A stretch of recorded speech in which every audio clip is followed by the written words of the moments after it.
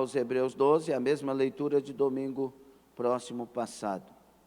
Portanto, nós também, pois que estamos rodeados de uma tão grande nuvem de testemunhas, deixemos todo o embaraço e o pecado que tão de perto nos rodeia e corramos com paciência a carreira que nos está proposta, olhando para Jesus, autor e consumador da fé, o qual, pelo gozo que lhe estava proposto, suportou a cruz, desprezando a afronta, e assentou-se à destra do trono de Deus. Considerai, pois, aquele que suportou tais contradições dos pecadores contra si mesmo, para que não enfraqueçais, desfalecendo em vossos ânimos. Repetindo, vamos aqui repetir o versículo 1. Portanto, nós também, pois que estamos rodeados de uma tão grande nuvem de testemunhas. Palavra de Deus, o Senhor seja conosco, Ele tenha toda a liberdade de falar e fazer aquilo que quer fazer conosco, sua igreja, seu povo. Os que concordam, digam amém. E tomem assento, dando glória a Deus. Meus irmãos, vamos dar sequência. Domingo próximo passado, usando a mesma passagem, com exceção do último versículo que lemos, nós falamos sobre o tema...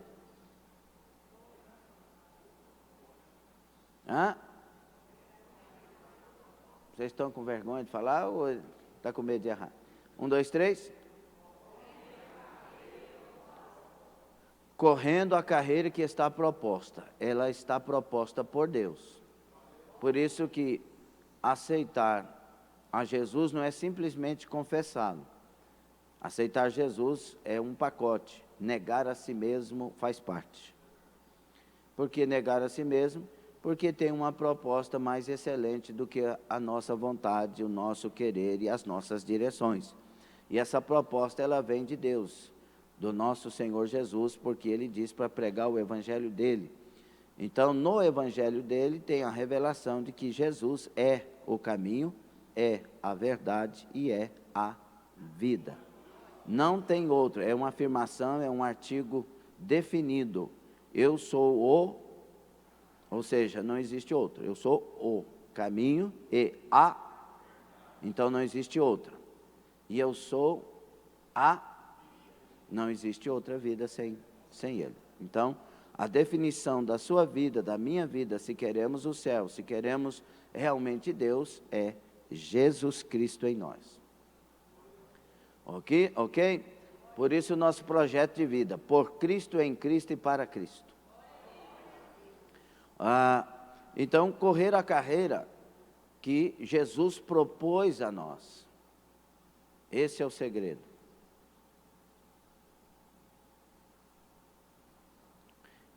Eu só quero as pessoas escaladas nas salinhas, favor conferir, por favor. Tá bom? Amém, Ângela? Favor conferir.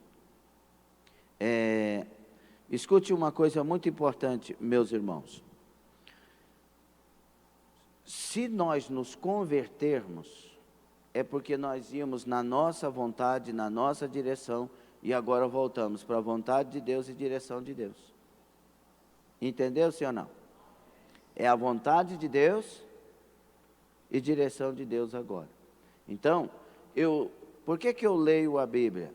Para aprender a andar o caminho de Deus.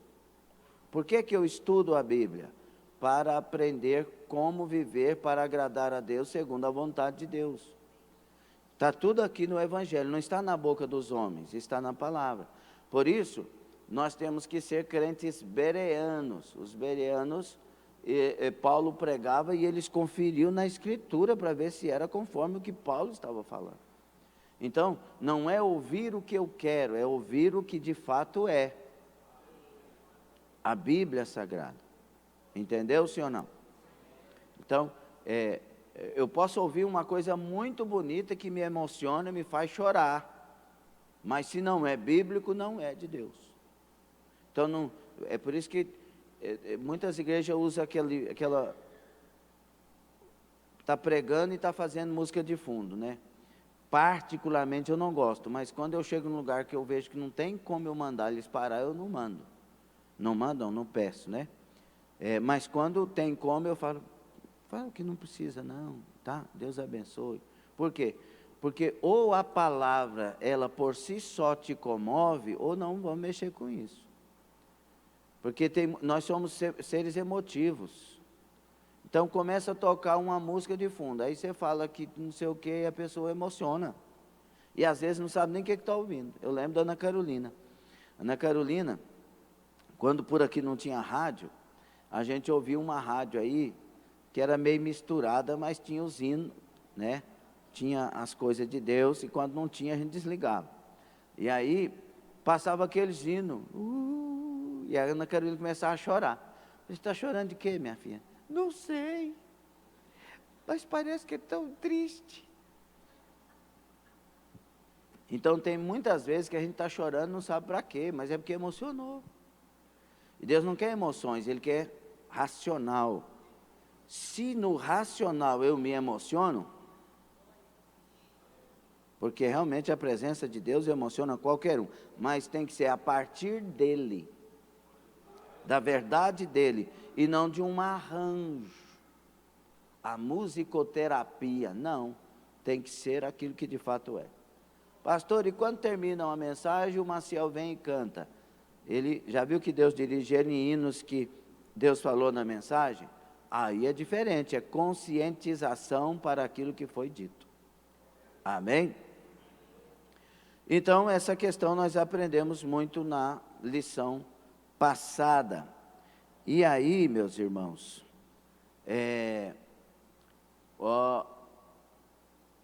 você que perdeu, vá lá no YouTube, está lá gravado e você pode rever ou ver essa mensagem. E hoje nós vamos dar sequência, como que dando sequência, porque nós vamos falar aqui de 3 nuvens de testemunhas que nós temos. Aqui está citando uma tão grande nuvem de testemunha, é a galeria da fé, o contexto, né? Quando começa aqui no capítulo 12, portanto, também nós, então, esse portanto, na teologia é chamado de conectivo, está ligando o texto anterior ao texto que vai se seguir. Então, o portanto aqui está dizendo que essa nuvem de testemunhas está no capítulo 11, é a primeira nuvem de testemunhas. Por isso que ele vai falar de uma tão grande nuvem de testemunhas. Segunda nuvem de testemunhas é o que vai seguir a partir de Jesus com os seus discípulos. Esta é a segunda nuvem de testemunhas que temos. O testemunho dos apóstolos, o testemunho destas vidas. Qual que é a terceira nuvem de testemunhas? A terceira nuvem de testemunhas é a nuvem de testemunhas dos avivalistas e homens de Deus e mulheres de Deus que conhecemos. Temos até um livro chamado, de Orlando Boyer, Os Heróis da Fé. Ali fala de Savonarola, de Whitefield, fala de John Wesley, fala de vários homens de Deus, né? Spurgeon, vários homens de Deus que surgiram depois destes que a Bíblia Sagrada traz a nós, suas vidas, os apóstolos, né, os discípulos do Senhor. E estes são a terceira grande nuvem de testemunho. Quando nós lemos o livro Os Heróis da Fé, de Orlando Boyer, quem já leu este livro? Meu Deus, quem já leu Heróis da Fé, de Orlando Boyer? 3 pessoas? Meus filhos, é um dos livros que a igreja tem que ler. Depois da Bíblia, é um dos livros que a igreja tem que ler, que conta os feitos dos grandes homens de Deus, dessa terceira nuvem de testemunhas que eu quero falar aqui. Esse nome não é um nome tirado da internet, viu? As 3 nuvens de testemunhas é algo que Deus colocou no meu coração para a gente falar aqui. Dentro dessa leitura que faremos das 3 nuvens de testemunhas, Deus quer formar uma 4ª nuvem de testemunhas, que somos nós. Deus quer usar cada um de nós para que sejamos testemunhas, como estes foram. Mas vamos lá. A primeira, deixa aí aberto, carta do escritor aos Hebreus, capítulo 12, abra aí o capítulo 11, por favor.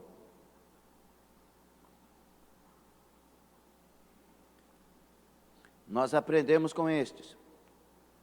Quando fala de testemunhas, dá para imaginar muitas coisas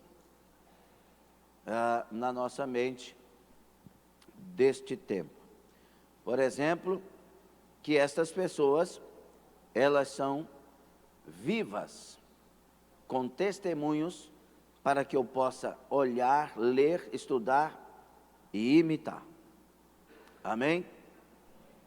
Entendido ou não? A mente está aqui? Glória a Deus. Está na sala de aula? Glória a Deus. Quando fala de testemunha também, a gente imagina um estádio cheio de pessoas torcendo para nós. E por certo, estes torcem para a igreja, já estão na glória, mas eles querem que o nome do Senhor seja glorificado em tudo, não é verdade? Então tem gente, é como se nós estivéssemos correndo a carreira e eles dizendo: vai, eu venci, você também vencerá. Nós também. Então é como se eles estivessem torcendo por nós. E que a gente olhando para eles, fala assim: não, mas o Paulo conseguiu. Não, mas o Moisés conseguiu. Não, mas eu vou conseguir. Porque Deus é o Deus que está no céu, o mesmo Deus. E Ele me dará graça. Ele não faz acepção de pessoas. Dá para imaginar isso, sim ou não? Então, queridos irmãos, entre outras coisas, mas vamos lá. A primeira nuvem está em Hebreus 11. Os 3 primeiros heróis da fé na Bíblia foram, na ordem, Abel, Enoque e Noé. Na ordem do capítulo 11. Ok? Quais são? Glória a Deus. É interessante que não começa a galeria com o primeiro casal. Primeiro casal, Adão, eles não entram na galeria dos heróis da fé, porque realmente eles cometem um dos piores erros, e a misericórdia de Deus é que cobre os erros deles. Eles não têm uma obra que a gente lê, que eles fizeram e que poderia entrar na galeria dos heróis da fé. Não, Deus vem, conversa com eles, eles dão desculpas, mesmo assim Deus os cobre, porque tinha um plano mais excelente. Jesus Cristo viria para salvar esta humanidade que se perdeu ali naquela ocasião. Entende? Então o primeiro é Abel, filho de Adão e Eva. Ele ofereceu o sacrifício agradável ao Senhor. Ele é o primeiro da galeria dos heróis da fé. E ele vem porque a sua oferta foi mais excelente que a de Caim. Ou melhor colocando, seria: ele fez questão de oferecer a oferta conforme Deus se agrada, e não conforme o coração dele. E isso já nos ensina muito. O Caim que não entrou na galeria, o Caim que se perdeu, o Caim que quis oferecer da forma dele, mas o Abel que ofereceu da forma de Deus, conforme a vontade de Deus. E o texto diz que Deus recebeu Abel e a sua oferta. Então, querido, se a gente quer Deus, nós temos que primeiro oferecer nossas vidas para Ele. E se as nossas vidas são dele, nós vamos querer fazer conforme a vontade dele para a glória dele. Segundo, Enoque, ele foi trasladado pelo Senhor. O corpo de Enoque não viu a morte. E ele e o profeta Elias têm esse privilégio de ser levado aos céus antes da morte. E Enoque, ele viveu em época muito distante, antes do dilúvio. Ele obteve bom testemunho porque andou com Deus. O que esse herói da fé está nos ensinando? Aconteça o que aconteça, viva onde viver, que a sociedade seja o que for, mas você ande com Deus. Isso é uma escolha, queridos, é uma escolha. Não, sempre teremos o livre-arbítrio. Abel escolheu fazer da forma certa, Caim escolheu fazer do jeito que ele queria. É uma escolha, sempre é uma decisão. Enoque andou com Deus em épocas dificílimas, mas ele andou com Deus e alcançou o testemunho, que agradara a Deus, pelo que Deus o trasladara para si mesmo. Andou tanto com Deus e agradou tanto a Deus, que Deus falou: vem morar comigo aqui. Isso alegra muito o meu coração, como por exemplo, o anjo, quando ele desce dos céus para responder a oração de Daniel, lá na frente, na época que o povo está exilado na Babilônia, Deus manda um anjo, e o anjo chega e fala assim: Daniel, homem muito amado pelo céu, pelo Senhor, por Deus. Então Daniel, ele viveu num tempo terrível, ele viveu na Babilônia. Ele foi jogado na cova dos leões, com 80 anos de idade aproximadamente. Ele não viveu uma vida tranquila e Deus livrou ele disso e daquilo. Não, Deus deu graça para ele passar por onde precisava passar. E porque ele passava tendo comunhão com Deus, tendo sua vida de oração, 3 vezes ao dia ele orava, mesmo tendo sido proibido, mas ele priorizou Deus. O anjo chega e fala: homem muito amado pelo céu. E aí vem o terceiro. Estamos aprendendo com essa nuvem de testemunhas? Aí vem Noé. Confiou em Deus além dos acontecimentos visuais. Foi divinamente instruído para a construção da arca. É interessante isso aqui demais da conta, como diz o goiano.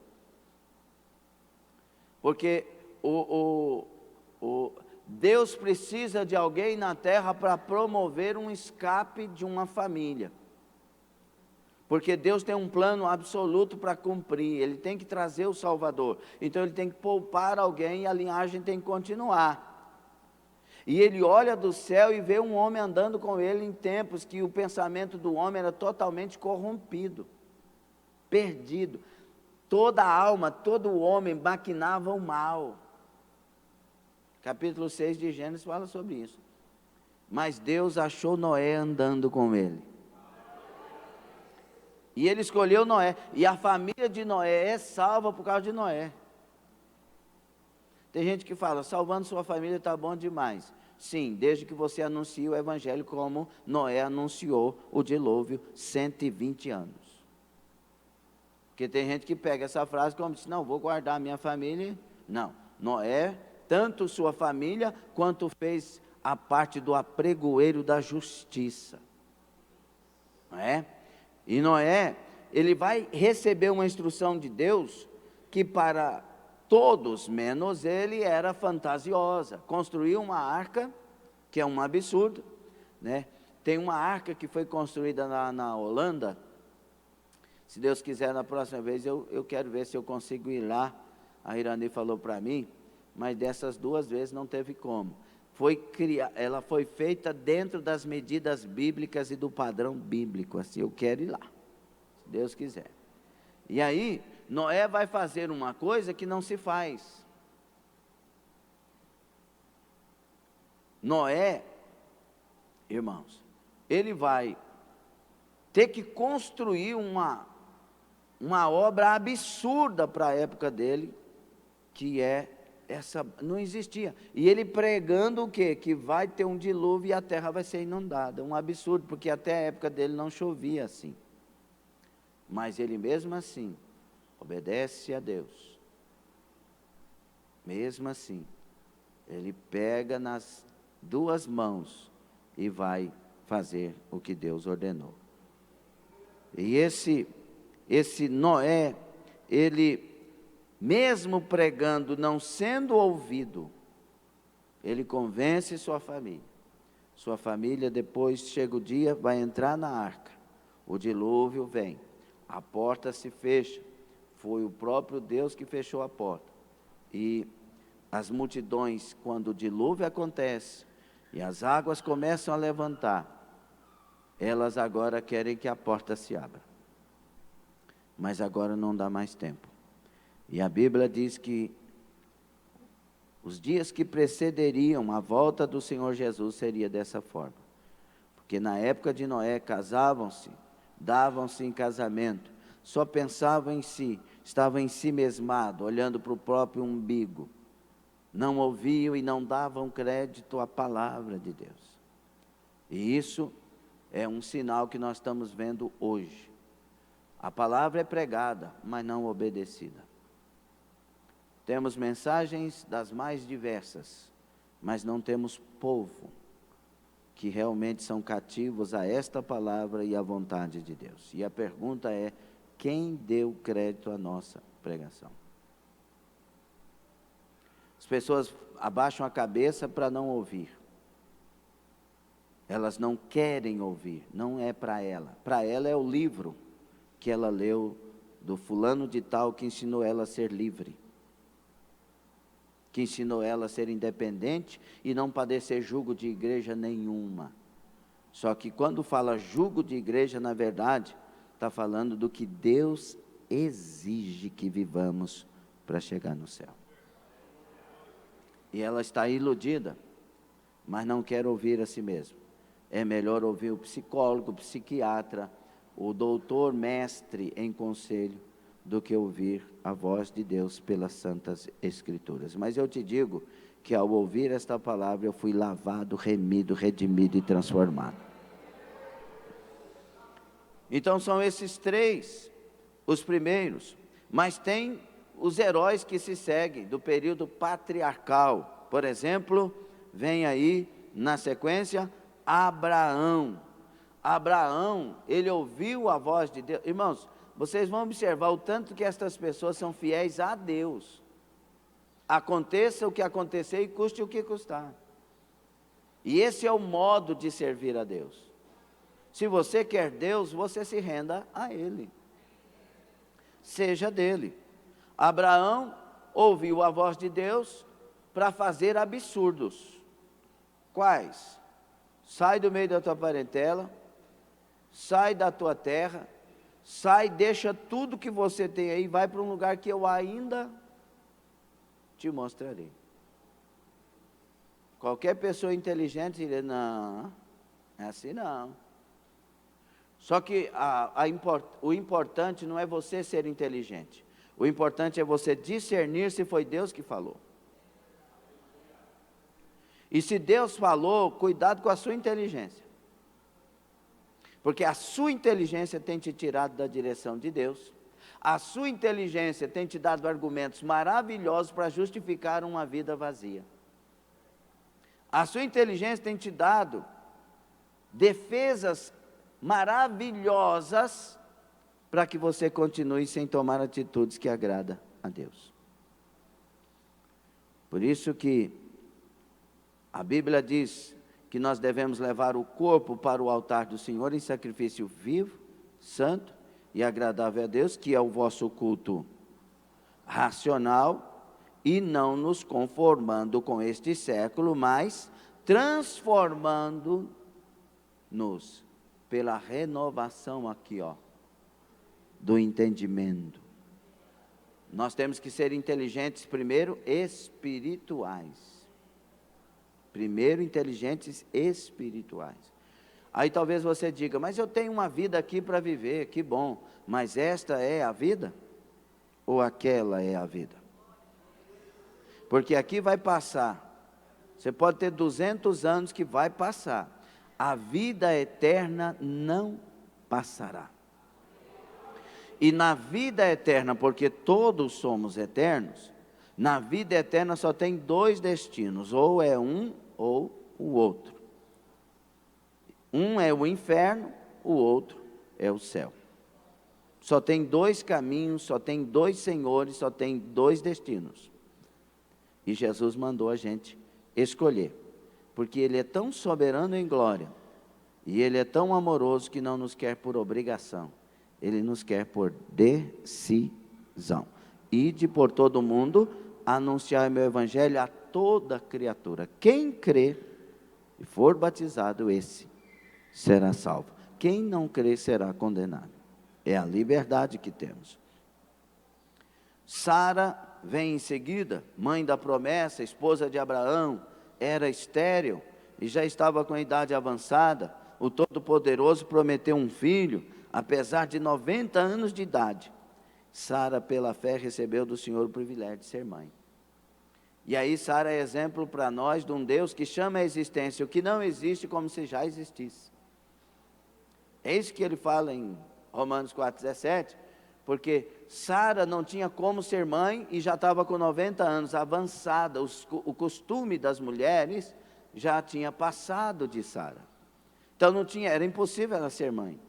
Mas Deus vem e faz um milagre tão grande na vida de Sara que Ele chama uma nação do ventre de Sara. A nação de Israel vai nascer de uma estéril. Isso ensina coisas maravilhosas que não dá para enumerá-las. Você não tem nada, você é um zero ninguém, você está num canto da vida, Deus pode chamar a existência uma história.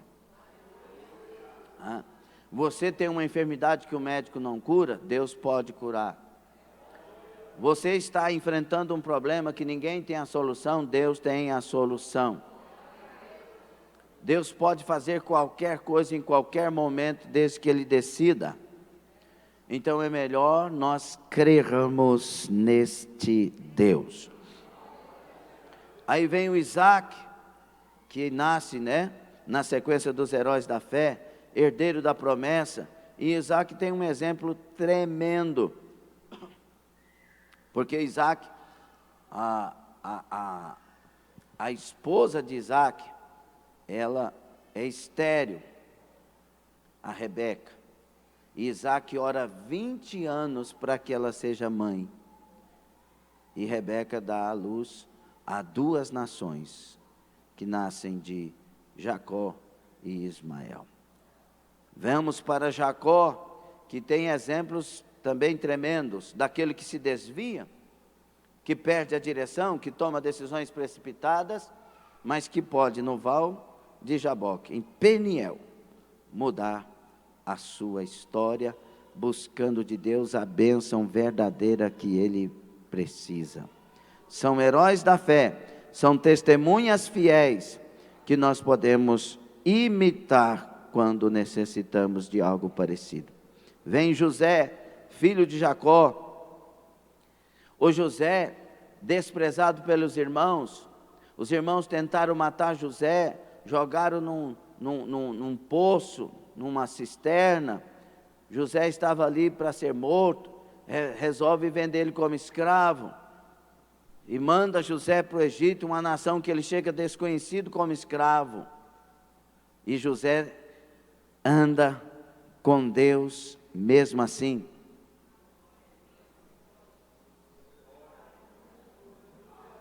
O problema nosso é que quando a gente enfrenta a luta, a gente quer fugir da igreja. Não gosto dessa igreja mais não. Esse povo está me odiando. Você está odiando alguém, irmão? Tem alguém aqui odiando alguém? Mas o pensamento das pessoas assediadas pelo diabo é este. Aí começa um punhado de coisa. E aí o diabo consegue muita coisa. Só que José não odiou seus irmãos, José não brigou com Deus, José andou com Deus. Foi para a casa de um homem chamado Potifar, fez o melhor dele, o homem prosperou. A mulher de Potifar diz que José queria alguma coisa com ele. Ele não briga com ninguém, ele vai para a prisão andando com Deus. Deixa a capa, mas não deixa a honra. Vai para a prisão andando com Deus. Permanece na prisão, revelações. A prisão prospera porque José está com Deus. E a prisão prospera, ele revela sonhos. Deus lhe dá, Deus usa ele na prisão. Porque quando a gente anda com Deus, onde a gente estiver, Deus quer usar. E aí ele ainda fica esquecido 2 anos na prisão depois disso. Mas José não deixa de andar com Deus. Ele passa o que passa andando com Deus. E o que ele passou não foi fácil. Foram 13 anos nessa história. Mas um dia ele está dentro da prisão. O carcereiro vem e abre a porta e diz: Faraó manda te chamar. Como que a autoridade máxima da maior nação, potência mundial da época, vai chamar um carcereiro? Ah, porque ele revelou um sonho.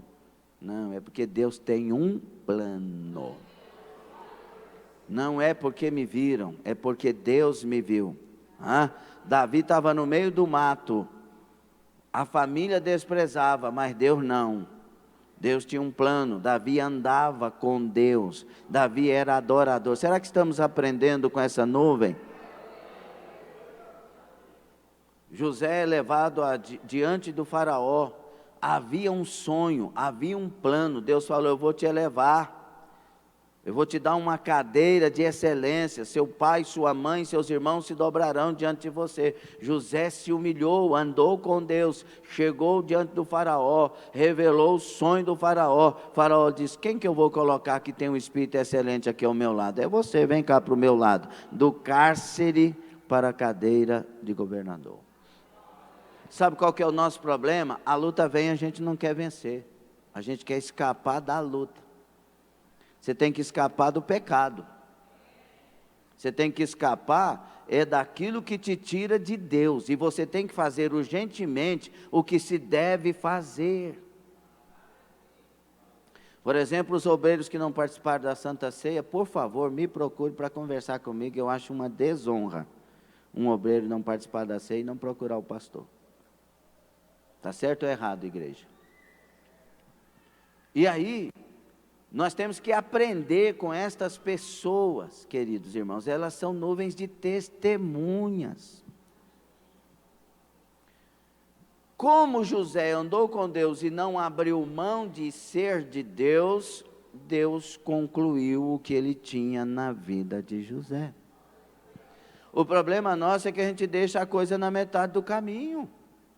Não, o pastor está me provando. Não, me provando não, me perseguindo.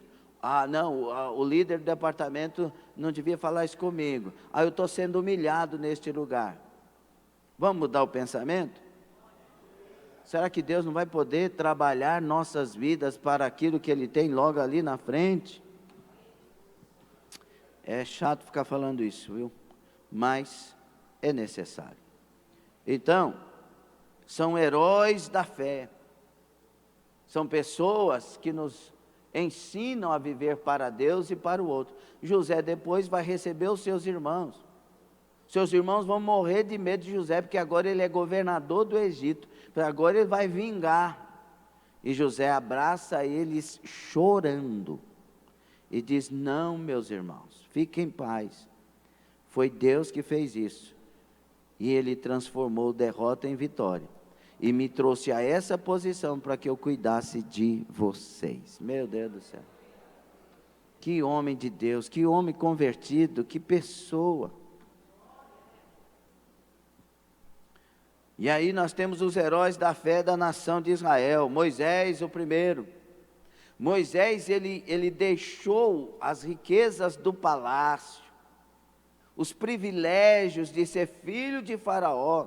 Vocês conhecem a história de Moisés. Para poder obedecer a Deus e fazer a diferença. É muito importante olhar para Moisés, porque ele foi escolhido pelo Senhor para liderar o embrião da nação de Israel. na passagem pelo deserto, e com coragem ele deixou os tesouros do Egito e os prazeres transitórios do pecado, para ser maltratado com o povo, mas celebrou a Páscoa e atravessou o Mar Vermelho com o embrião da nação, cantando em vitória. Será que nós temos coragem de deixar a área de conforto para obedecer Deus? Deus às vezes tira um emprego, a gente deixa a igreja por causa do emprego. Nós nos tornamos muito egoístas e avarentos e muito vaidosos. Parece que quando perde alguma coisa material, a gente deixa de ser quem é. Você tem que ser e eu tenho que ser quem sou em Cristo, apesar de qualquer coisa. Amém? Vocês estão tristes ou alegres? Raabe é a próxima, uma meretriz, que vivia em Canaã, mas tomou decisões tremendas. Preste atenção nisso, enquanto o povo de Deus não tinha muita noção do que estava acontecendo com eles, mesmo vendo os sinais, viram o mar se abrir, viram o rio Jordão se abrir, milagres, maravilhas, como nunca se houve no deserto, eles tinham visto. Aí eles estão normal, às vezes falando, não, vamos deixar, não vai dar, não tem jeito. Meu Deus do céu. Mas aí chega diante de Raabe, a meretriz, e ela fala, o povo aqui está tudo batendo um joelho no outro, de medo do vosso Deus, porque nós sabemos que o vosso Deus é tremendo em poder. Aí eu aprendo demais com a meretriz. Se ela está com temor e tremor diante do meu Deus, e eu que tenho o meu Deus? E às vezes a gente não tem temor de Deus, não. A gente ouve Deus e naquela porta já parte para lá sem meditar e ter noção do que aconteceu na igreja com aquela mensagem, com aquele mover. E se a gente não voltar logo para a igreja no próximo culto, é certo que vamos esfriar mais. E a gente deveria vir com o que recebemos para crescer mais no próximo culto. Vocês entendem isso? Raabe, que na verdade no hebraico é Raav, ela olhou, viu, discerniu e disse, quero o Deus que vocês têm. Esse Deus aí eu quero servir Ele. Ela protege os espias mandam ela colocar o fio escarlate, o fio vermelho na sua janela para que a casa dela não fosse destruída, e ela faz isso, ela e a família, ela salva a família dela daquela catástrofe. Coloque o fio lá na sua casa. Gideão é o próximo, juiz de Israel, foi levantado pelo Senhor para libertar os israelitas da opressão dos midianitas. Com apenas 300 homens, ele vai vencer um exército de 120 mil. Ele faz o que Deus ordena, apesar de tantos testes e provas que ele faz. Mas ele acaba obedecendo e vence. Toda vitória que nós queremos, de fato, que seja uma verdadeira vitória para a nossa vida, tem que ser obedecendo às diretrizes da palavra. Baraque, líder de Israel, direcionado e encorajado por Débora. E aqui quem faz a diferença é Débora. Débora é o exemplo da mulher guerreira, da mulher que ela não se coloca acima do que não precisa se colocar, mas ela se coloca pronta para fazer o que tem que fazer. Há uma diferença muito grande nisso. Ela não tem concorrência mas ela se constrange porque não acha um homem para fazer. Ela disse, então eu vou fazer. Mulheres guerreiras, mulheres valentes, mulheres que não têm a sua cabeça voltada para si, mas para aquilo que glorifica e honra a Deus e é necessário fazer. E temos também Sansão, e o exemplo de Sansão é no final da sua carreira. Ele só entra na galeria dos heróis da fé porque ele toma a decisão nos minutos finais da sua vida, uma decisão muito correta diante do céu. Faz besteira durante o seu ministério de juiz, por 20 anos, egoísta, egocêntrico. Ele não ensina Israel a lutar, ele faz algumas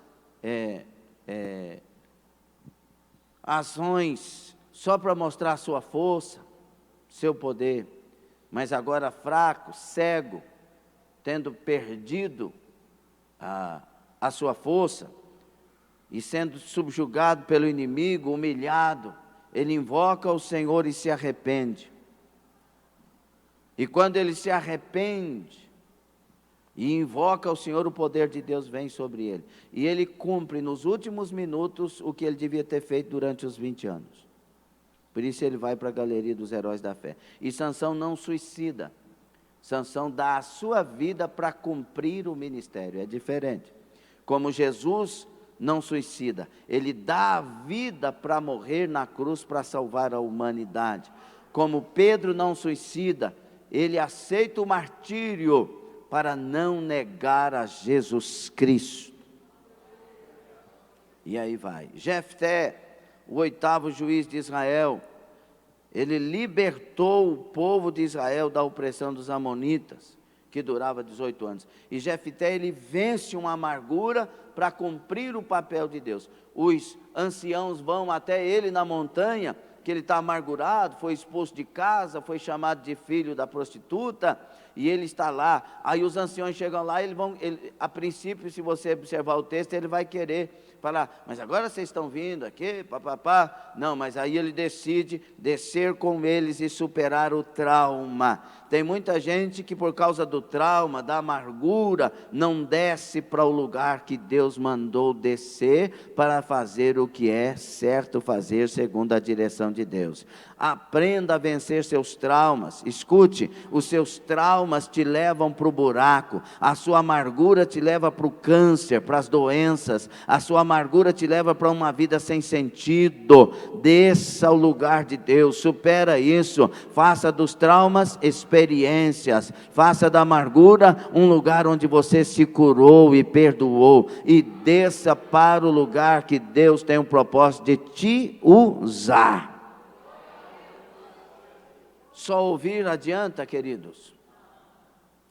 Samuel, o último juiz, o primeiro da tradição profética. Samuel ungiu os primeiros reis ao trono de Israel. Samuel, ele tinha uma vida tão grande com Deus, que ele, quando fala com o povo está ali, Samuel está com ciúme. Ele disse, se Deus está falando aqui com vocês, está vendo aí que é tempo de cega, o céu está limpo, não tem nada, Deus vai trovejar no meio de nós. E quando ele fecha a boca, Deus troveja. Sabe qual é o problema de ser um homem de Deus que anuncia o que Deus quer anunciar? É ser esta pessoa para pessoas que não querem ouvir. E aí você olha para a Bíblia Sagrada.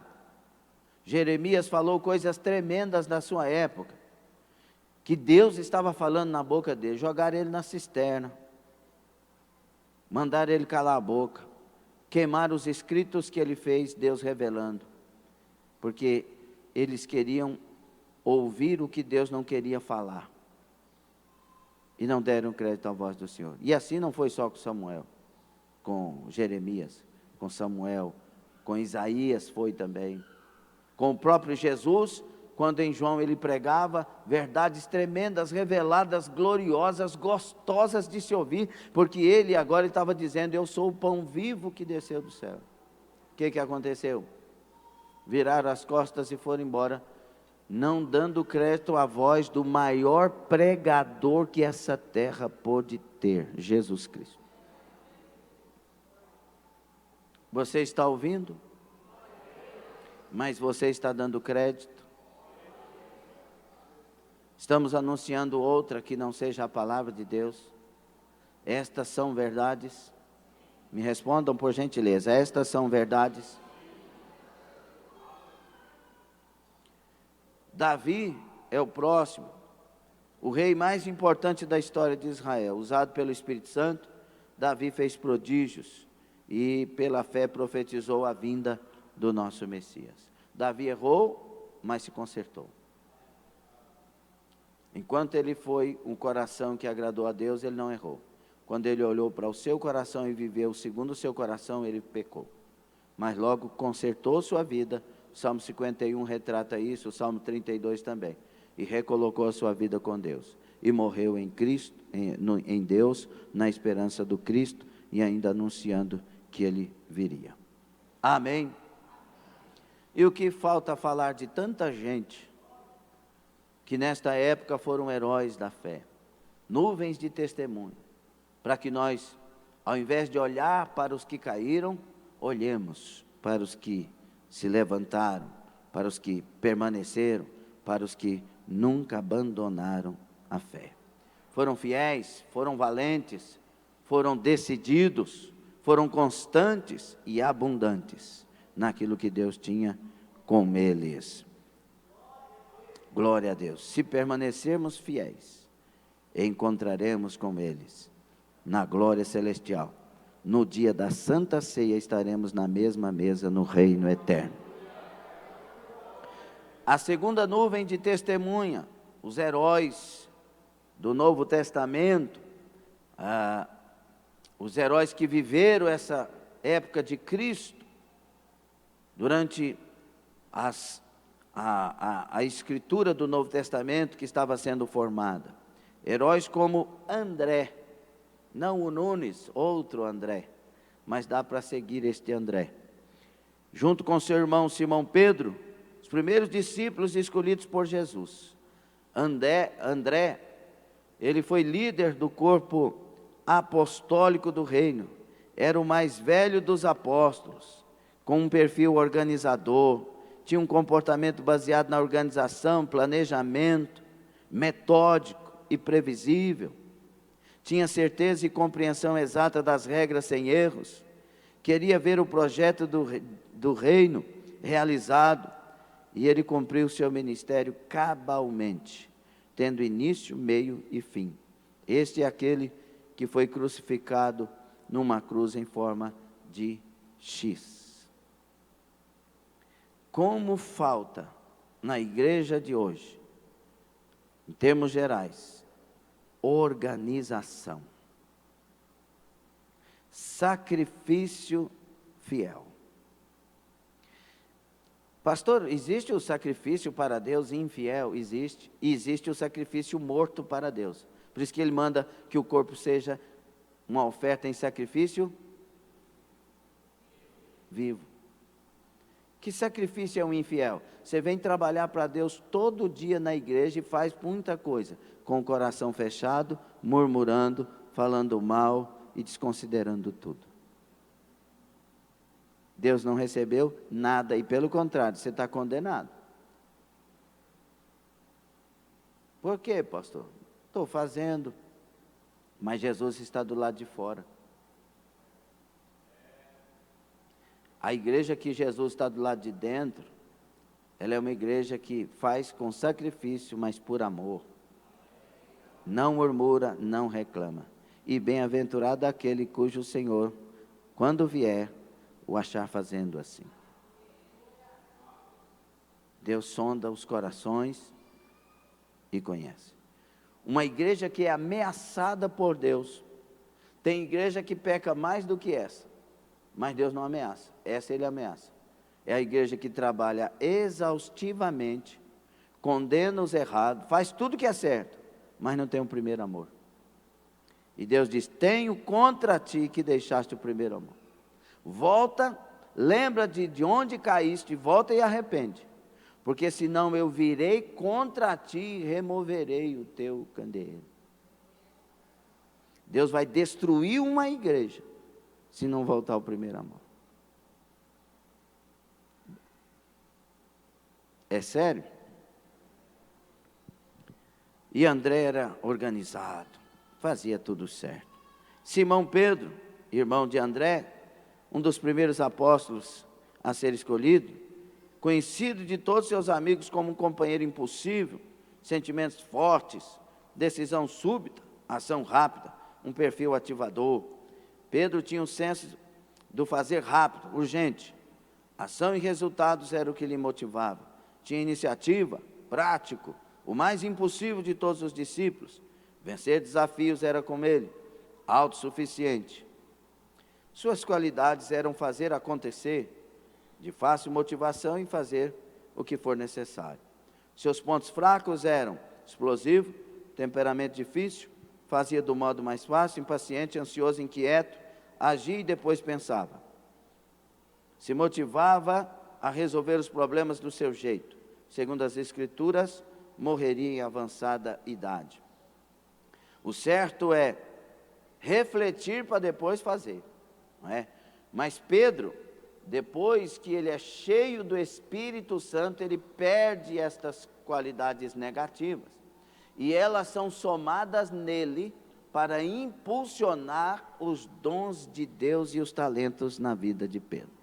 Por isso que Jesus, quando olha para Pedro e ele vem murmurando na pesca frustrada, Jesus diz: eis aí um ganhador de almas. Porque Jesus, ele é especialista em pegar o que não presta em nós e mudar essa coisa e fazer prestar e valer para aquilo que ele tem conosco. Se temos Pedros aqui nesta manhã, deixa Jesus te encher do Espírito Santo e ele vai potencializar os dons para a coisa certa, os talentos para a coisa certa. Tiago, filho de Zebedeu, um perfil idealizador, pensador, com comportamento criativo, intuitivo, mas sempre bem equilibrado e flexível. Tornou-se o primeiro mártir entre os apóstolos, morrendo pela espada de Herodes. Esse é morto ao fio da espada. Capítulo 12 de Atos fala sobre o filho de Zebedeu, o Tiago. Nós temos que viver ter um pensamento criativo, uma vida criativa, queridos, mas para aquilo, sempre, tudo que nós tivermos de dons e talentos, tem que ser para aquilo que Deus tem conosco, quer de nós e tem falado para nós. Viver uma vida dentro do mundo de Deus é melhor do que viver uma vida dentro do meu mundo.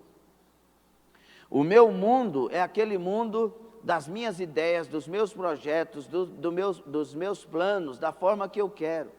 O mundo de Deus é o mundo segundo a sua palavra, a sua vontade, o seu propósito é eterno. Saia do seu mundo e entre no mundo de Deus. Saia do seu plano e entre no plano de Deus. Não brigue com o plano de Deus. Não brigue para trazer a sua forma de mundo para o mundo de Deus também. Não, é o mundo de Deus, na forma de Deus, no propósito de Deus, naquilo que temos que ser. João era irmão de Tiago, companheiro de pesca, perfil comunicador, comportamento sensível de bom relacionamento, considerando o discípulo amado pelo mestre. Sensível depois de ser cheio, viu?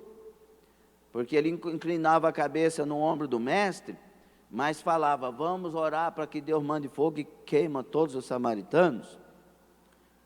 Cuidado com esse exagero de algumas pessoas que falam sobre a sensibilidade de João. Ele acompanhou Jesus em todos os seus bons momentos e maus momentos, era confiável, recebeu a incumbência de cuidar da mãe de Jesus, manipulador através dos sentimentos. Ele foi levado, exilado para a ilha de Patmos, onde teve a revelação das cartas do Apocalipse às 7 igrejas da Ásia. Morreu de morte natural, com 100 anos de idade, provavelmente. o único que não foi martirizado. O discípulo do amor, que Jesus disse: ninguém te mata, eu venho te buscar. Então ele nos dá exemplos maravilhosos, que dependendo da forma que a gente escolhe viver, Deus tem liberdade de nos proteger e de estabelecer planos diferentes para as nossas vidas. Estamos aprendendo? Felipe com um perfil de organizador, escolhido como intendente, cuidava da logística do grupo, comportamento detalhista, organizador e metódico, tinha um jeito sistemático de cumprir suas funções.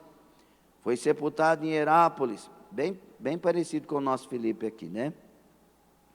Foi sepultado em Herápolis, desconhece-se, porém, o motivo da sua morte, provavelmente um mártir aí em alguma coisa. Então, meus irmãos, é muito importante você pegar o que tem de melhor para servir os outros. Por exemplo,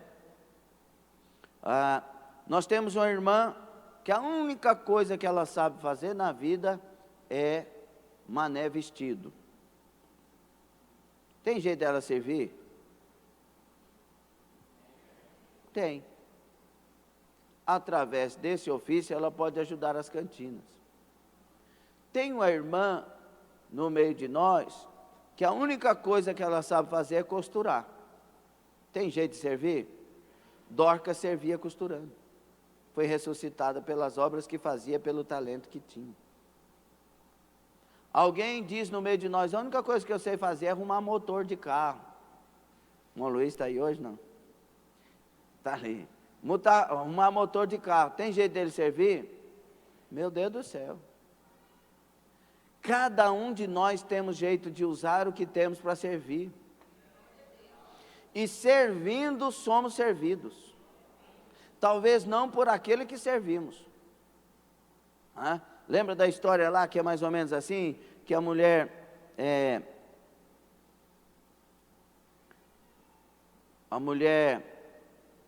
não lembro mais a história. Eu sei que tinha uma grávida na história, que ela é garçonete, ela recebe uma oferta. E aí vai ver quem que deu a oferta. Uma pessoa que estava vindo, o carro furou o pneu, não sabia trocar pneu, chegou uma pessoa gentil e disse: eu troco para você. Trocou o pneu, arrumou, e ela quis dar uma oferta, e a pessoa disse: não, ajude outra pessoa.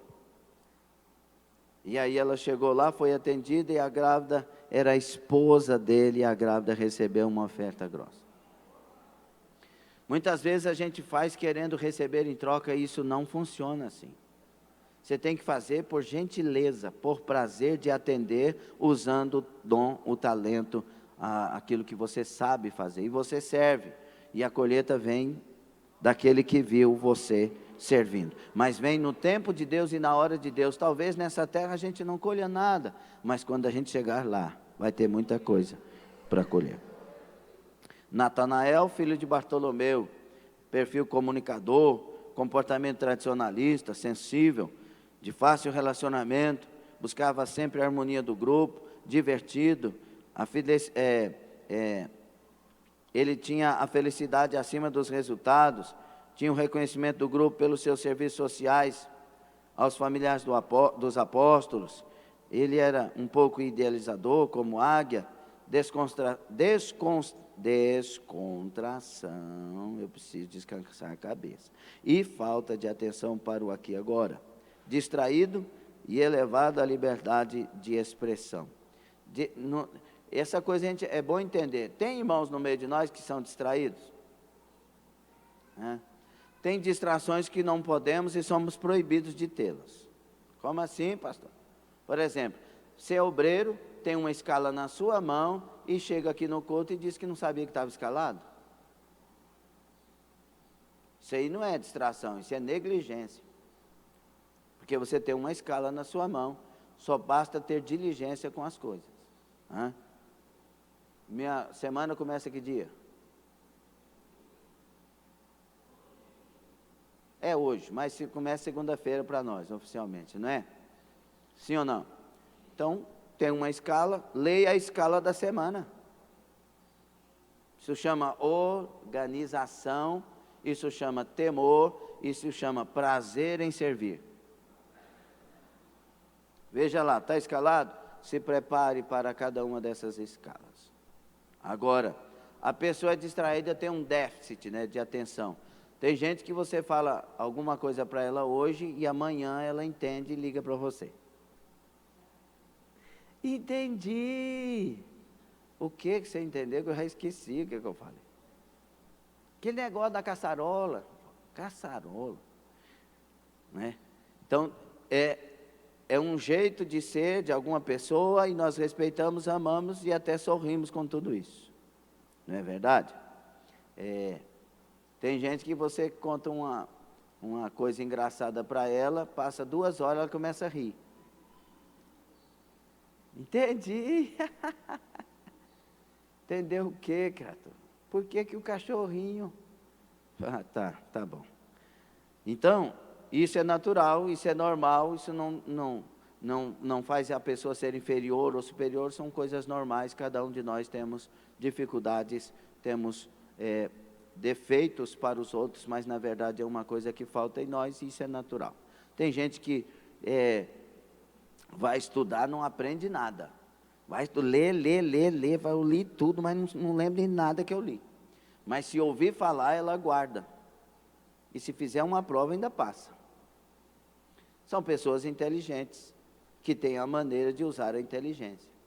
E aí tem gente que por causa disso, eu sou burro, eu estudo e não aprendo. Mas conta a história de Jesus, eu sei tudo. Por quê? Porque ouve e guarda. Então, cada um tem a sua maneira de ser e nós temos que descobrir o melhor de nós e servir ao Senhor com alegria e não condenar um ao outro. Esse Natanael foi esfolado vivo pelos bárbaros e recebeu o golpe de misericórdia através da decapitação, por causa de Jesus Cristo. A gente quer que Jesus faça a gente ficar milionário e que Deus não deixe nenhuma luta chegar até nós. E os maiores homens de Deus, a maioria deles morreram por causa de Jesus. Mateus, perfil comunicador, tinha bons relacionamentos, foi um grande contribuinte financeiro do grupo pela sua generosidade, tinha qualidade de manter com facilidade uma comunicação harmoniosa com todos, buscava aceitação social, tinha o reconhecimento dos demais. A igreja ocidental o alista entre os mártires. Tomé, perfil organizador, movido de ordem, controle, segurança, comportamento detalhista, analítico, organizava e planejava o itinerário dos apóstolos, bom executivo, excelente homem de negócio. Tomé tinha qualidades maravilhosas e ele era disposto a morrer por Cristo. Ele só comete um problema quando ele vê a história toda acontecendo, e aí tem várias análises psicológicas, comportamentais, de que poderia Tomé ter sido levado a dizer que só cria se visse. Se eu tocar no lado de Jesus. Né? Mas Jesus aparece exclusivamente para os 11, por causa agora, na segunda vez, de Tomé, e chama Tomé à frente, toca no meu lado. Agora você crê porque viste? Bem-aventurado aquele que não viu e creu. Então, Tomé deixa 2 testemunhos maravilhosos a respeito da fé. Primeiro, que nós temos que ser sinceros. Se não estamos crendo, temos que ser sinceros. Mas, mesmo assim, devemos aprender que a fé não é pelo que vemos, mas pelo que realmente esperamos e cremos. Tiago e Judas eram filhos de Alfeu, segundo historiadores, 2 apóstolos gêmeos, e tinham perfis idênticos de comunicadores, coração grande, generoso, sempre buscava a harmonia do grupo. Vocês já viram que tem coisas aqui que são peculiares? Todos queriam unidade, organizados, tinha oratória, tinha essa questão de agrupar, de ajudar e etc. Isso é maravilhoso. Tiago, sobre Tiago, as 2 versões sobre sua morte. Uma de que foi apedrejado e morreu com um golpe de paulado, e segunda hipótese, crucificado no Egito. Judas Tadeu morreu martirizado na Pérsia. Simão, Zelote, perfil ativador, índole inflamada, revolucionário radical, impulsivo e prático, rebelde e iconoclasta. Sempre se identificou com o partido do protesto. Era um homem de lealdade intensa, judeu nacionalista, entusiasta da salvação. Vencer desafios era com ele, um senso de urgência em tudo, era de fácil motivação, fazia tudo de modo mais fácil, era motivado a resolver as questões do seu jeito. Morreu crucificado. E Judas Iscariotes, perfil idealizador, criativo, intuitivo, pensamento no futuro, um dos mais instruídos entre os discípulos. Tinha dificuldade de entender, e esse é o problema, irmãos, muita inteligência e pouca sabedoria para viver para Deus. Por causa da inteligência, ele vai entregar Jesus, segundo alguns estudiosos, porque ele quer que Jesus reaja, se levante como líder tal. E na verdade, ele entrega alguém para morrer, ele percebe isso, e ele não tem arrependimento, ele tem remorso, e ele comete suicídio. E Judas nos ensina muitas coisas. Judas, preste atenção nisso, ouvia Jesus falar, ouviu palavras profundas e tremendas sobre salvação, sobre humildade, sobre arrependimento, sobre viver para Deus, sobre eternidade. Ele era instruído em tudo e resolveu fazer o que fez. Então, a diferença, não quero aqui defender minha vida, quem defende a vida nossa é Deus, nós defendemos o Evangelho. Mas para vocês entenderem, o problema não estava no pastor, o pastor era Jesus. O problema estava no coração e na mente de Judas. Como Pedro nega Jesus, tendo ouvido Jesus falar que ele ia fazer isso. Então o problema não está no mestre, está no aluno. Nós temos que aprender isso. E já passou da hora de aprendermos. Se é de Deus, é o que eu quero, é o que eu vou guardar e é o que eu vou viver.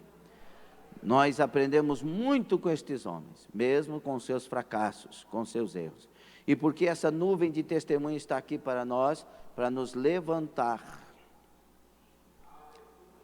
Nós temos, escute isso, e isso não é uma vaidade ou uma exaltação. Nós temos como ser melhor do que estes homens foram. Como, pastor? Porque nós temos os exemplos de cada um deles. Tem tanta cara feia aqui que eu estou até com medo de concluir a mensagem. Podia alegrar, né, irmão? Estamos na igreja, somos salvos, o nome está escrito no livro da vida. Mas fazer o quê, né?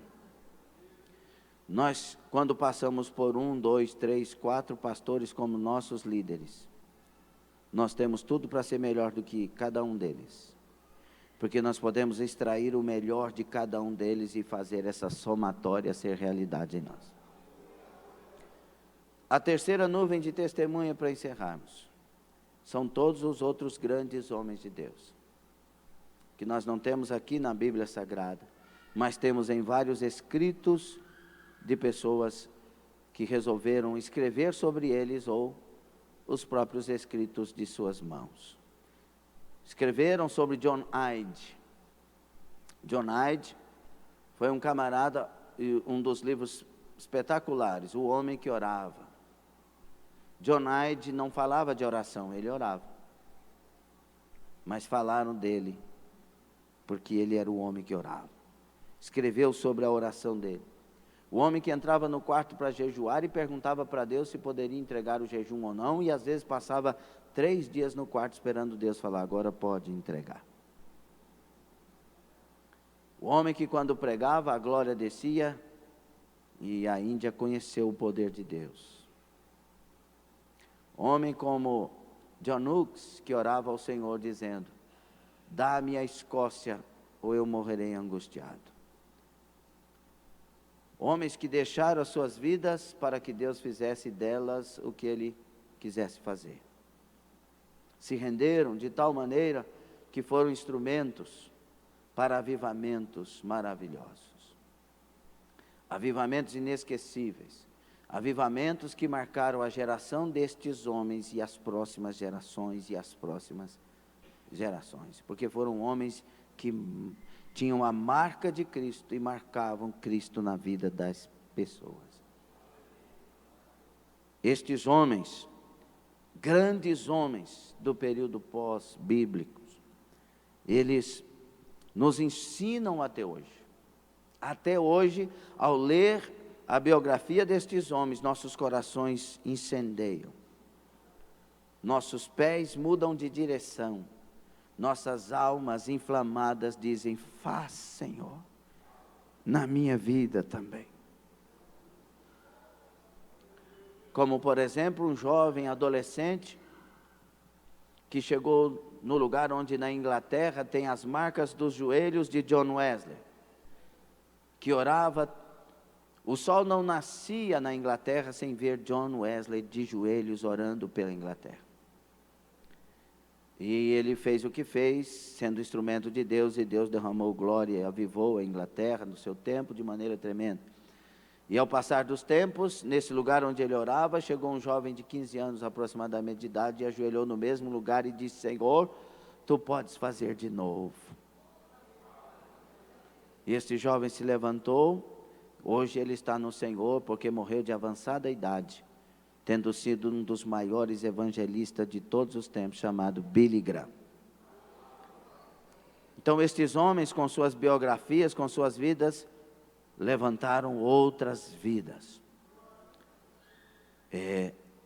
Que possamos olhar para eles, relê-los, ou ler pela primeira vez sobre eles, e nos inflamar novamente para Deus. Os reavivamentos mais famosos da história da igreja aconteceram na Europa, que hoje é considerado um continente pós-cristão. Um continente, o velho continente, que agora, muitos lugares não chega a 1% de cristãos.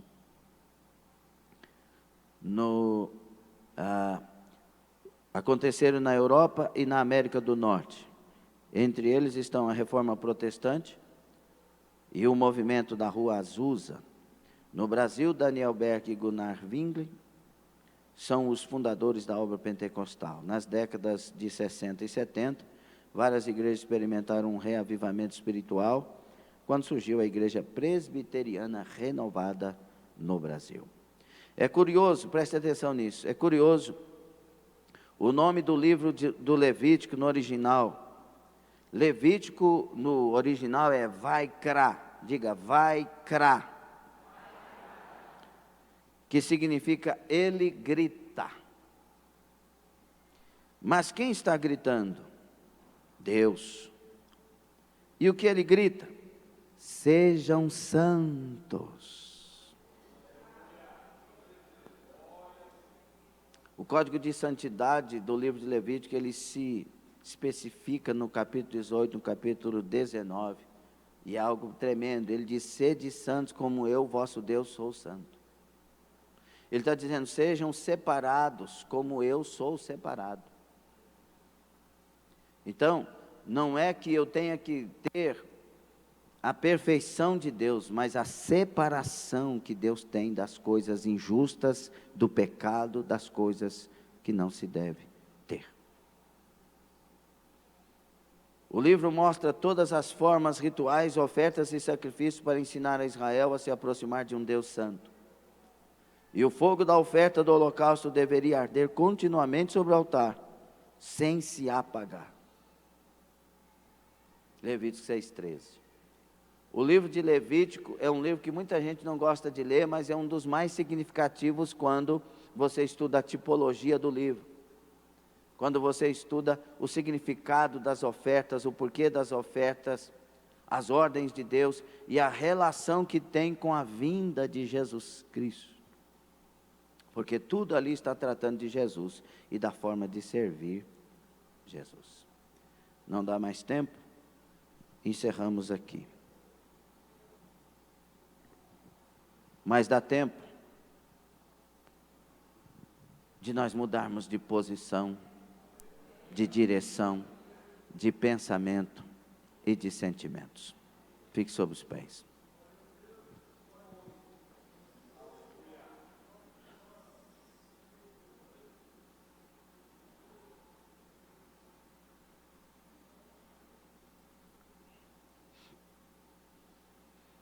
Estou muito de fazer apelo ultimamente, né? Mas são direções. Quero chamar aqui à frente os que querem mudar. Só isso.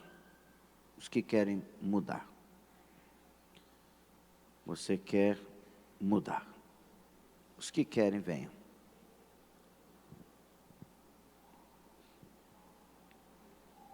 E aí tem uma pergunta.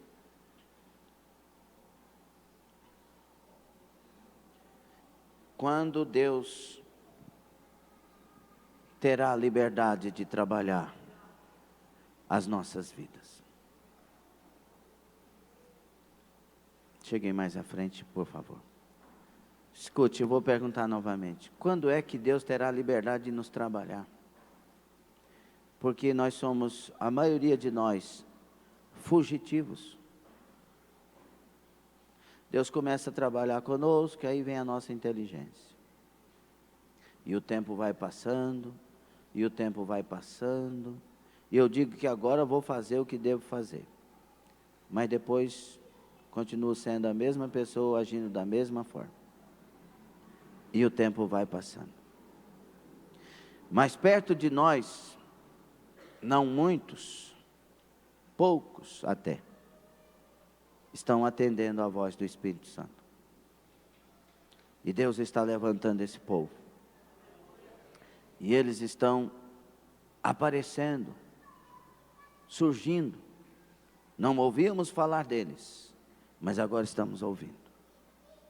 Eram desconhecidos, mas agora não são mais.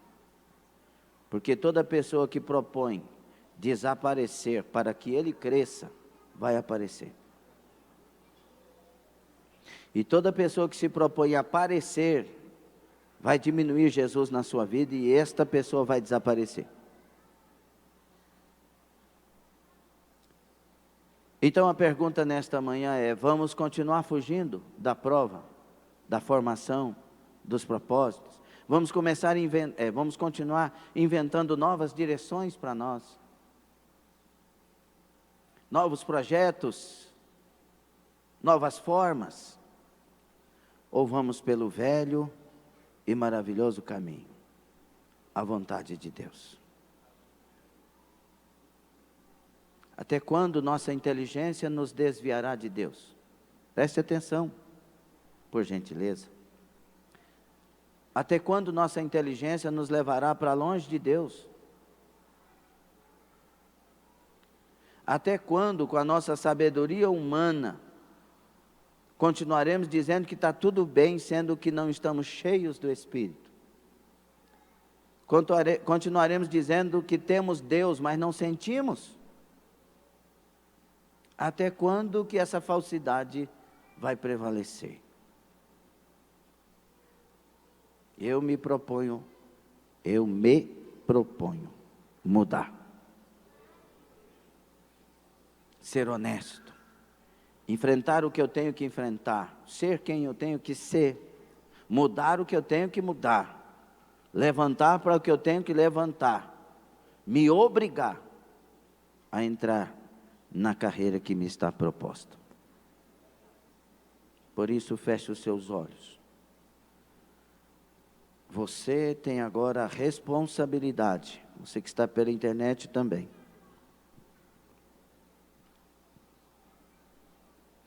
você agora tem a responsabilidade de reaver muitas coisas e de rever seus propósitos e direções tomadas.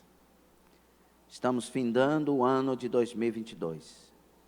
E como no findar do ano de 2021, Deus fala conosco: basta, chega, é hora de entrar na direção, é hora de ser sincero contigo mesmo. Não é hora de abandonar nada, é hora de abraçar tudo que vem de Deus. Tenho plena convicção que essas frases, que esta palavra é vinda de Deus para nós. Rakani Hare Shamin. Oroke Mahani Shamai. É hora de assumirmos a fé, de andarmos com Deus, de oferecer a oferta como Deus quer. É hora de deixar as regalias para abraçar o propósito de Deus. É hora de negar a nós mesmos. É hora de assumir uma postura de quem tem Jesus habitando em si. É hora do ministério, é hora do perdão, é hora de lavarmos nossas vidas no sangue de Jesus. É hora de santificação, sem a qual ninguém verá o Senhor, nem nesta vida e nem naquela. Portanto, segui a paz com todos e a santificação, sem a qual ninguém verá o Senhor. Espírito Santo, Consolador amado, que convence-me, que convence-nos da justiça, do pecado, do juízo, da verdade, das direções, vem para nós. Perdoa os meus pecados, os nossos pecados que temos cometido diante dos teus olhos, que tudo vem. Lava-nos, ó Deus, lava-nos, Senhor. O Senhor começou a boa obra, conclua ela em nós. Queremos passar pelo caminho que o Senhor quer que passemos. Pedimos que não nos tire desse caminho teu, mas que nos dê graça para passar pelo caminho que o Senhor tem. E assim nos amadureça, assim nos estabeleça, nos forme, e assim nos levante para os propósitos. Que esta seja uma manhã de cura, que esta seja uma manhã de avivamento. Sim, Senhor, grita aos nossos corações, grita às nossas mentes, grita, eis aí, vem o noivo, grita, Senhor, aumenta a tua voz para que possamos ouvir, mas não nos deixe nos perdendo neste mundo, nos ache nesta manhã. Derrama, meu Deus, avivamento em nós. Arakim Bari Hatamai. Pois escolhemos o que o Senhor escolheu para nós. Decai, Genanto, Rablasadai.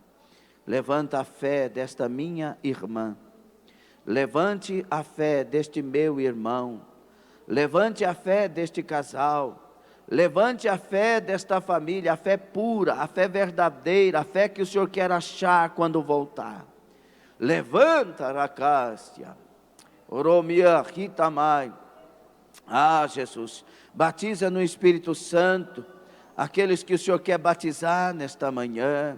Renova no Espírito Santo aqueles que o Senhor quer renovar, Senhor. Eu peço que nesta manhã o plano das trevas contra esta pessoa seja aniquilado, seja destruído, não tenha poder. Que os olhos espirituais desta pessoa sejam abertos, os ouvidos espirituais sejam abertos, a mente tenha a graça para entender aquilo que vem do Senhor, aquilo que é bíblico, aquilo que é propósito teu. Senhor, lava todos nós no sangue de Jesus. Lava esta pessoa que está pela internet no sangue de Jesus. Liberta-nos dos males deste século. Livra-nos das apostasias. Livra-nos de perder a fé. Livra-nos da cauterização da mente. Livra-nos da insensibilidade. Livra-nos da letargia, Senhor. Livra-nos do mal. Santifica teu nome em nós. Santifica teu nome em nós. Santifica teu nome em nós. Santifica, meu Deus, o teu nome em nós. Santifica, Jesus, o teu nome em nós. Rasikali Rashamai. Santifica teu nome em nós. pois Tu és tão santo, tão maravilhoso, tão grande, tão tremendo. Santifica Teu nome em nós.